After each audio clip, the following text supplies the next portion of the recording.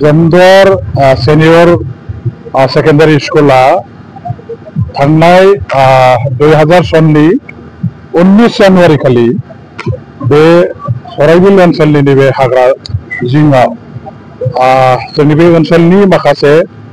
शिक्षानि पक्षे जायफोर सांग्रां बै समनि समाजकर्मी दैदेनगिरि बिथांमोन दंमोन आरो बे ओनसोलनि आइ आफा रायजो राजाफोरनि सहयोगाव बेवहाय गायसनजानाय जादों आरो 2020 सननिफ्राय आरम्भ खालामनानै दिनै 2025 जाबाय जिहेतु बै हिसाबै बे कलेजनि आयुआ 25 बोसोर दिनै कमप्लिट जाबाय। बेखायनो दिनै बिथांमोनहा नैबे जमदुवार कलेजनि कम्पाउन्डनि सिङावनो दिनै बिथांमोनहा बे सिलभार जुबली प्रग्रामखौ गाजा गोमजायै सानसेनि हाबाफारिजों खुंनो लादों। दा बेवहाय ओनसोलनि गासैबो बे कलेजखौ जायफोरा गोदो गायसननाय हाबाफारियाव लोब्बा दंमोन ओनसोलनि साननो हनो गोरों समाजकर्मी दल संगठन खालामबोनाय गासैबो व्यक्तिफ्रा दिनै बेवहाय बाहागो लाफैदों।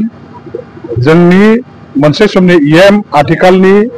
गसाइगाव जिल्ला कमिटि बिपिएफनि आफादगिरि आदा सभाराम बसुमतारियाबो दङ। ओनसोलनि सासे समाजकर्मी गोख्रों बे ओनसोलखौ दैदेनबोनाय जोंहा आदा जगत दिपेन नार्जारी बिथाङाबो दं आरो लोगोसे दुलाराय बर' फरायसा आफादनि लेङाइ आफादगिरि खोरोमदाव औवारी फंबायाबो गावनि फरायसा आफादनि मावथि लोगोफोरखौ लानानै बेवहाय बाहागो लाफैदों। आंखौबो बेवहाय दिनैनि हाबाफारिनि सासे गाहाय आलासि हिसाबै बिथांमोना हांख्रायनाय लेखा आं बाहाय बाहागो लाफैदों आरो बेयाव बाहागो लाफैनायनि गेजेरजों आङो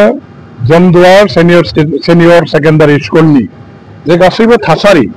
सोरगिदिं माखासे माने बिथिंखौ नोजोर होनानै थारैनो जोबोद मोजां मोनदों आरो नैबे हाग्रा ओनसोलाव थानाय जोंनि बे गोग्लैसोनाय ओनसोलाव शिक्षानि मोनसे जौगाखांनायखौ लाबोनो थाखाय जे मोनसे बिप्लब हिसाबै बे समाव साननानै ओनसोलनि आइ आफा रायजो राजाफोरनि दैदेनगिरिफोरनि हेफाजाबाव बेवहाय जे बे कलेजखौ गायसननो आखायाव लादोंमोन बे थारैनो मोनसे गेबें आरो मोनसे माने गनायजाथाव थांखिमोन। बेजोंनो दिनै बेवहाय कलेज गायसननायनि उनाव जोंनि बे ओनसोलनि जोंनि गार्जेनफ्रा बिमा बिफाफ्रा गाव गावनि फिसा फिसौफोरखौ गथ'फोरखौ फरायसाफोरखौ बे कलेजाव फोरोंनायनि जे मोनसे खाबुखौ मोनदों। जेरै 25 बोसोराव बे जमदुवार सेनियर सेकेंडारी स्कुल अर्थात जमदुवार कलेजा गोबां जोंनि माखासे मोजां मोजां फरायसाफोर बेनिफ्राय जोनोम होनानै बिथांमोनहा साफा साफा मोजां मोजां सुबुं हिसाबै दिनै सोरजिनो हादों। जमदुवार कलेजनि बे ओनसोलाव जे अबदान जे मोनसे रल बे थारैनो बाख्नाय जाथाव। खाथि खालायाव जोंहा गसाइगावनि बादै क'क्राझारनि बादै जिहेतु गुबुनारि कलेज गैया बे ओनसोलाव जोंनि बिसेसकरि बर' राभा सान्थाल नेपालि बेबायदि माखासे हारि माहारिनि मानसिफ्रा बांसिनै रायजो जादों। खाथियाव आरो एसे गोजानाव थांब्ला जोङो बेंगलि कमिउनिटिनि मानसि मुस्लिम कमिउनिटिनि मानसिफोर दङ बिथांमोनहाबो बे कलेजाव फैयो। दा बेवहाय जायफोर दिनै फरायसाफोर दं खोब मोनसे शान्ति परिबेशआव फोरोंगिरिफोरनि बयनिबो गाहाम मोनसे अनसायनाय गाहाम मोनसे दिथायाव थानानै बिथांमोनहा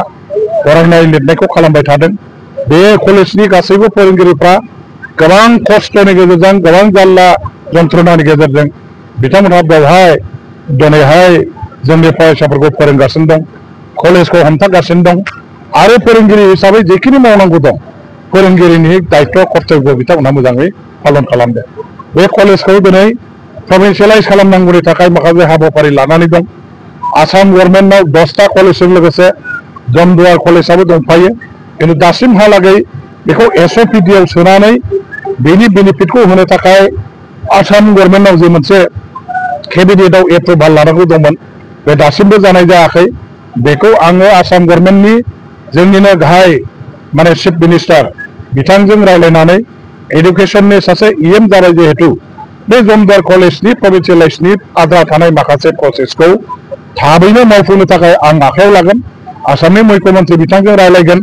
बेनि उनाव जोंहा जमदुवार कलेजखौ मोनसे कलेज प्रभिन्सियेलाइजेसन एक्टनि आन्दाराव लाबोनांगौनि थाखाय जों स्पेसियेल मोनसे कनसिडारेसनाव ट्राइबेल एरिया एडुकेसन डेभेलपमेन्टनि मोनसे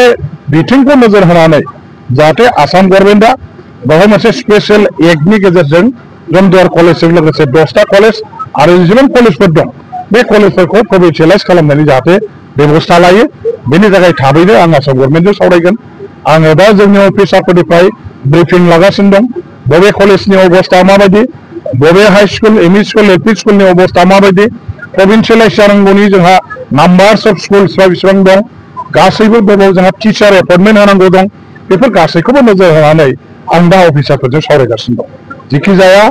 लासै लासै जोङो बे बेसेबांबा जेंना जेंगोनाजों बुंफबनाय सोलोंथाइ बिफाननि कलेज स्कुलफोरनि जेंनाफोरखौ बोस्रांनो थाखाय जोङो एसे सम लागोन आरो बेनि थाखाय हाबाफारि लागोन आं मोनफ्रोमबो दल संगठन फोरोंगिरि फरायसा आफादफोर गासैखौबो खावलायगोन बिथांमोनहा जाहाथे सरकारखौ मदद होयो बेफोर जेंनाफोरखौ बोस्रांनाय प्रभिन्सियेलाइज खालामनाय टिचार एपइन्टमेन्ट एडभार्टाइजमेन्ट अफ माने मा होनो बेखौ प्रसेस अफ एपइन्टमेन्ट गासैखौबो मावफुंनायनि थाखाय जोंनो मोनसे टाइम पिरियड नांगोन आरो दल संगठनफ्रा जोंखौ सहाय खालामनांगोन बेखिनिखौ आं खावलायहरबाय बे बिथिंखौ नोजोर होनानै आं खोब सिरियासै लादों आरो बाय December by the and of December जेरैखि जाया टेट क्वालिफाइड जायफोर जोंनि जेनुइन स्टुडेन्ट माबाफोर दङ केन्डिडेटफोर दं बिथांमोननि एपइन्टमेन्टखौ जोङो जेरैखि जाया कमप्लिट खालामगोन जायफ्रा क्वालिफाइड जायफ्रा कमप्लिट क्राइटेरियाफोरखौ फुलफिल खालामनानै दं बे फुलफिल खालामजोबनाय गासैबो केन्डिडेटखौ जोङो डिसेम्बरनि गेजेराव एपइन्टमेन्ट होनानै कमप्लिट खालामनायनि मोनसे एसेसमेन्ट खालामदों मोनसे माने मा होनो परिकल्पनाजों जों दा खामानि मावनो जों स्टार्ट खालामदों बेनि थाखाय थाबैनो मोनसे स्क्रुटिनि कमिटि बानायनानै सोरनि माबायदि कन्डिसन क्राइटेरिया दङ बेफोरखौ नायनो थाखाय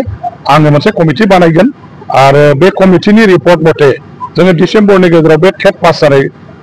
केन्डिडेटफोरखौ एपइन्टमेन्टखौ होजोबनो थाखाय सेस्था खालामगोन